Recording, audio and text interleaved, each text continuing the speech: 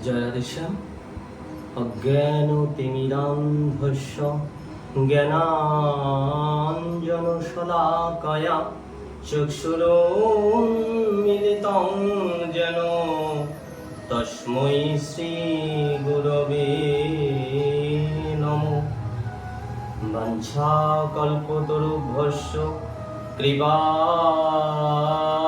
সিন্ধুভ্য এব চ পতিতানাং পাবনেভ্যো বৈষ্ণবেভ্যো নমো নমঃ।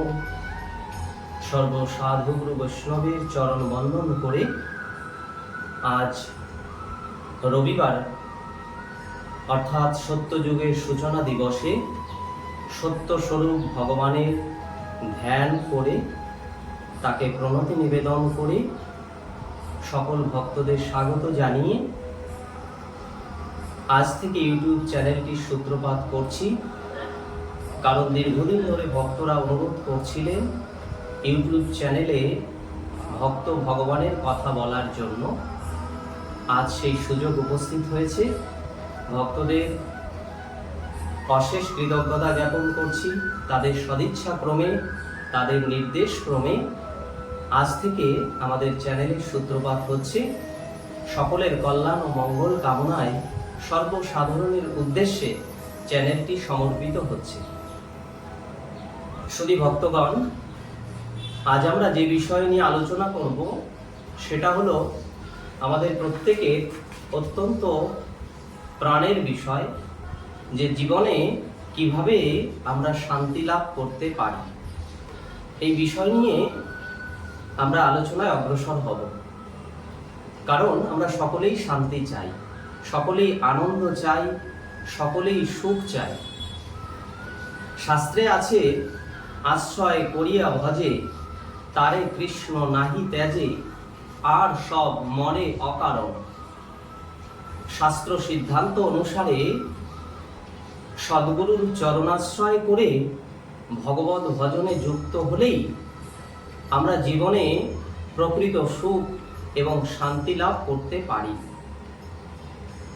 অর্থাৎ প্রথম কর্তব্য সদ্গুরু ভগবানের চরণাশ্রয়। দ্বিতীয়ত, চরণাশ্রয় নেবার পরে গুরু নির্দেশিত পন্থা অনুসরণ, গুরুদেবের নির্দেশকে অনুসরণ করে চলা।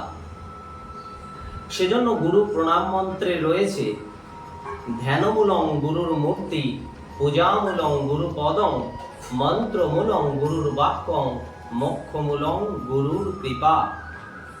অর্থাৎ সদ্গুরু ভগবানের কৃপা আশীর্বাদই আমাদের জীবনের সফলতার মূল চাবিকাঠি। গুরুর নির্দেশই আমাদের জীবন পথের পাথেয় স্বরূপ। সেজন্য গুরুদেব যে মন্ত্র দান করেন, সেই মন্ত্রকে আমরা নিত্য নিয়মিতভাবে যদি অনুধ্যান করি, তবে আমাদের হৃদয়ে পরম প্রসন্নতা বিধান হয়। পরমারাধ্য শ্রী গুরুদেব তিনি বলতেন, তোমরা প্রতিদিন নিয়মিতভাবে ত্রিসন্ধ্যা গায়ত্রী জপ করবে, তাতে তোমাদের সকল সদিচ্ছা পূরণ হবে, সকল অভাব অনটন দূর হবে। সেই মহান গুরু বাক্য স্মরণে শাস্ত্র বাক্যের সঙ্গে মিলিয়ে নিয়ে আমরা জীবন পথে অগ্রসর হলেই জীবনে আমরা শান্তি পেতে পারি।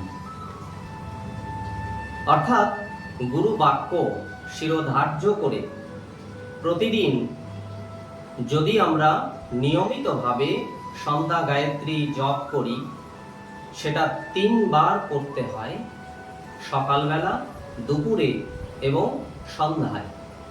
প্রশ্ন হতে পারে, আমরা আজকের যুগের ব্যস্ততার দিনে কিভাবে সেটা করব, কি করে সেটা সম্ভব?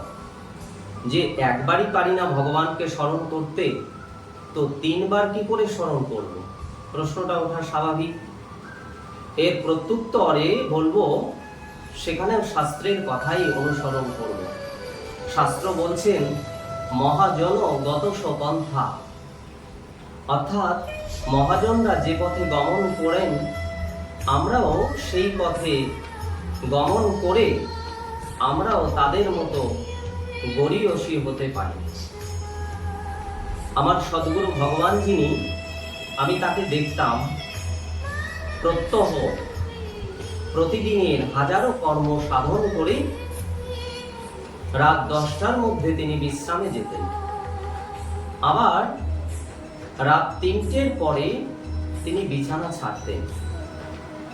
অর্থাৎ early to bed, early to rise makes a man healthy, wealthy and wise.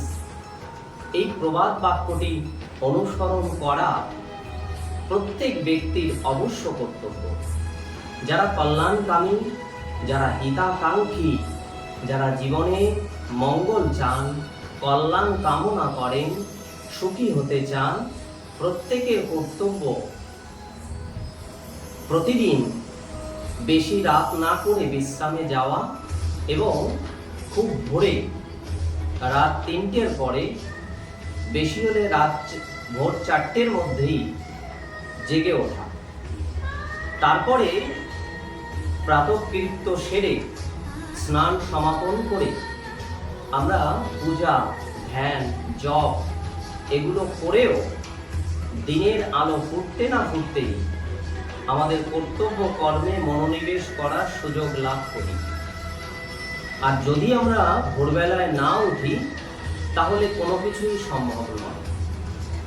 তাহলে ত্রিসন্ধ্যা গায়ত্রী সূচনা পর্বে আমরা ব্যর্থ হব। তাহলে আর বাকি দুবারেও আমরা করতে সমর্থ হব না।